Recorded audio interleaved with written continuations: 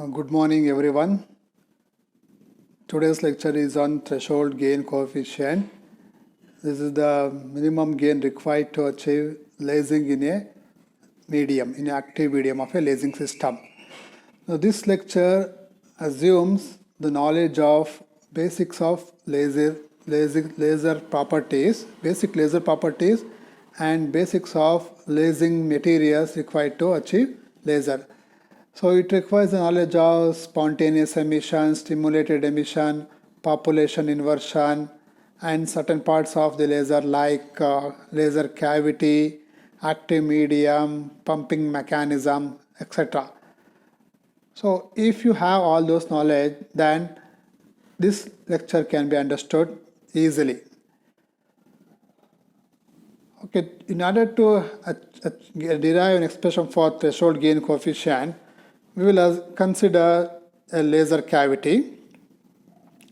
Let the length of the laser cavity, length of the active medium, the laser cavity be L. L represent length of the active medium. Let M1 and M2 be the mirrors and with reflectivities R1 and R2 respectively. Let I0 be the initial intensity when it is just started. And let gamma and AS be the optical gain and total loss coefficient of the light intensity per unit light inside the laser cavity. Now, in order to get the sustained oscillation, it has to satisfy two conditions, and out of the two, one is important. The first condition is gain inside the laser cavity must be more than the losses inside the laser cavity. For that, it has to undergo positive feedback. The positive feedback can be achieved through the use of two mirrors M1 and M2 which are placed parallel to each other and are facing opposite to each other. Now if I0 is the initial intensity of the laser beam, after when it passes through the active medium of length, its intensity is given by the Beer-Lambert's law, which is defined as I0 or I1 equals I of L. This is equal to I0 into e power gamma minus AS into L, where I1 is the intensity of the light after when it just exits the active medium. This is shown in the diagram in the next slide. So M1 and M2 are two mirrors with reflectivities R1 and R2. L is the length of the active medium. I0 here is actually the initial intensity, and I1 here intensity of the laser beam after when it just exits the active medium.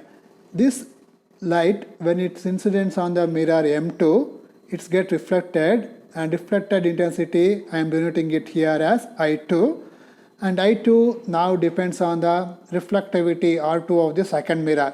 Therefore, intensity I2 is written as I2 equals R2 times I0 e power gamma minus AS times L.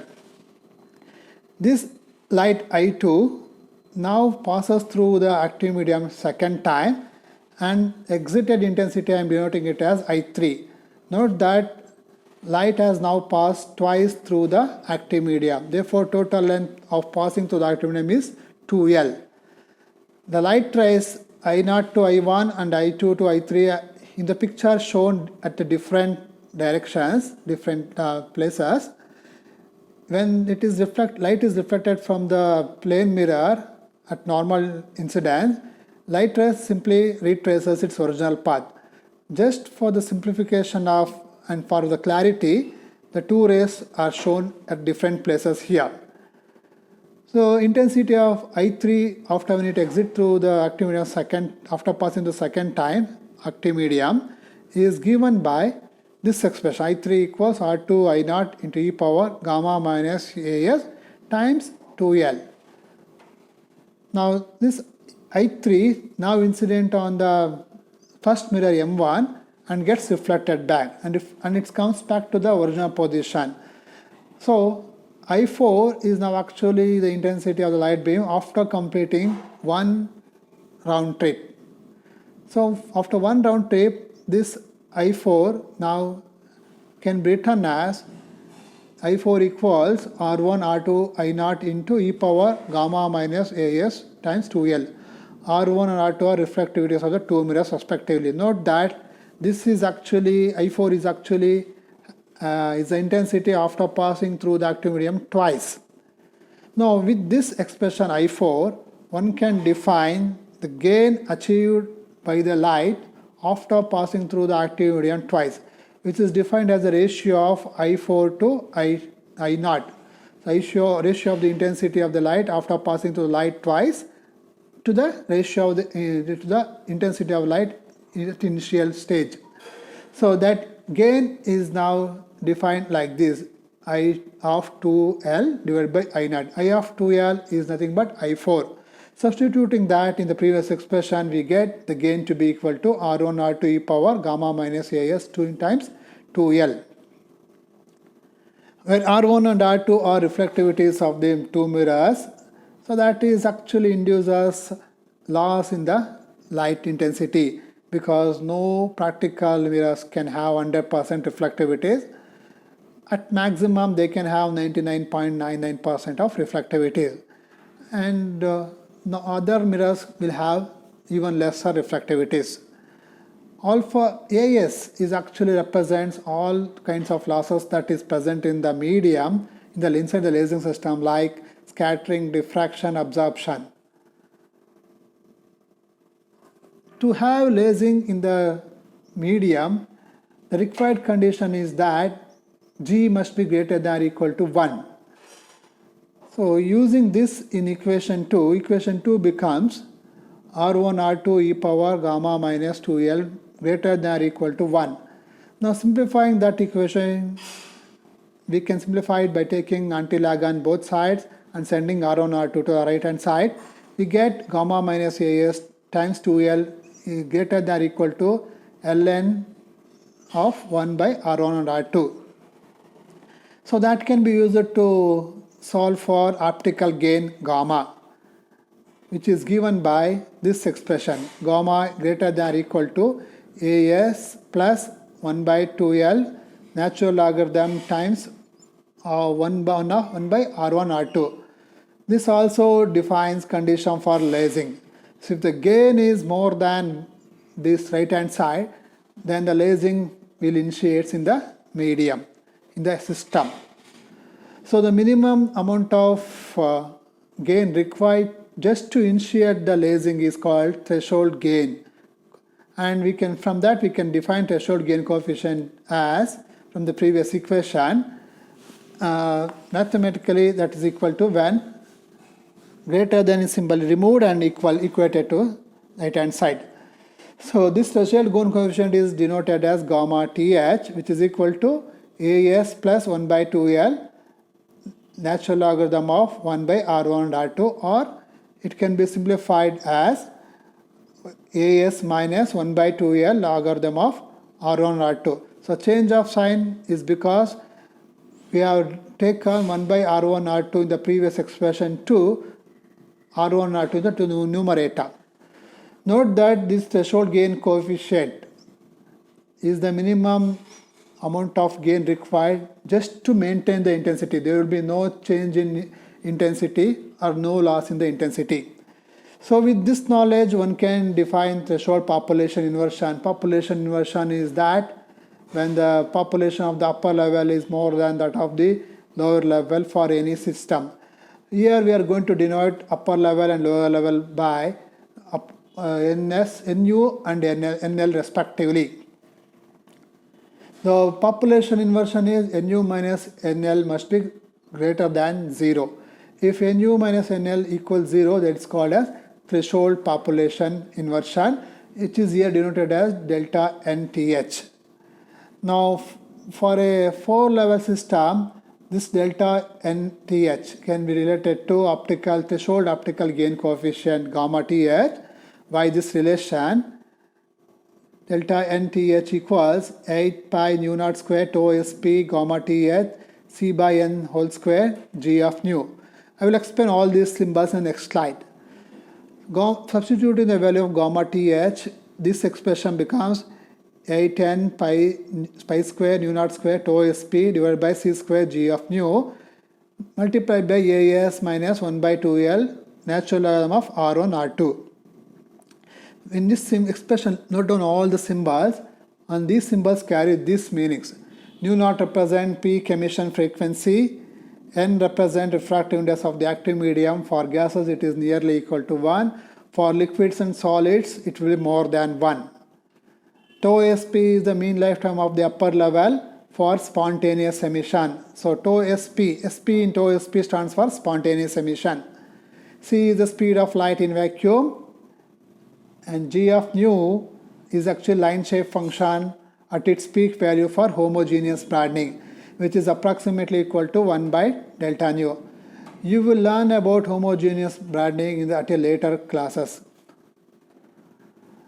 Delta nu is the optical gain bandwidth, and using all this in equation 4 becomes delta nth equals 8 pi n square nu naught square tau Sp delta nu by c square times AS minus 1 by 2L natural logarithm of R1 and R2.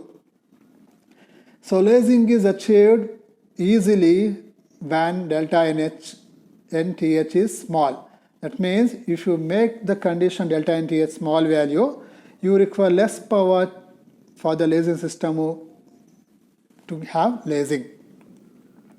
So when optical gain coefficient is more than threshold gain, then laser will come out of the lasing system. So this is the same system with the laser shown here. So this picture assumes that reflectivity of the mirror M1 is nearly 100%, maybe 99.99%, and reflectivity of R2 is less than 100%. Let it be 95% reflectivity and 5% transmittivity. If that is the case, then laser output will come out of the mirror M2. So we will use this relation to solve some problems. Here I am going to solve one problem. I will read out the problem. A helium neon gas laser of tube length of 50 cm and mirror reflectances are approximately 100% and 90% is operating at 632.8 nanometer. If line width is 1.5 gigahertz and the loss coefficient is 0.05 per meter and spontaneous decay time constant is 300 nanosecond, then estimate the threshold population inverse of the laser. To solve this, we will list out all the data which is given in the problem. L equals 0.5 meter, R1 equals 1.00, 100%, R2 equals 0.90, 90%. Wavelength of operation is 623.8 nanometer. Frequency bandwidth is 1.5, 10 power 9 gigahertz. AS is 0.05 per meter. Spontaneous lifetime is 300 nanosecond. To get the threshold population inversion, we must know the threshold optical gain coefficient. So that can be solved by substituting in the equation which we have solved in this class. So gamma Ts, substituting all these values, will become 0.155 per meter. Helium neon is a gas laser, therefore refractive index of the gas is 1. So we can substitute that in the expression to get threshold population inversion. For that we also need the frequency, peak frequency. So peak frequency, emission frequency is estimated as C by lambda naught. Lambda naught is given, therefore nu naught is equal to, or approximately if you substitute that, it will become 4.8 into 10 power 14 hertz. Substituting all the values in this expression, we can get threshold population inversion value, which is equal to, substitute these values, this will be equal to 4.48 10 power 15 per meter cube. That means nearly 10 power 15 number of atoms must be at the upper level compared to lower level per meter cube. So if you lower this value, you require lesser power to achieve lasing in a medium. Okay. So there are few more problems shown here, also provided in the study material given to you. You solve them independently to understand how actually laser works. So solving problems will make you better person in physics. You can learn physics only through solving this problem. So thank you for your patient hearing and kind attention. If you have any doubts, you mail me back. Okay? Thank you.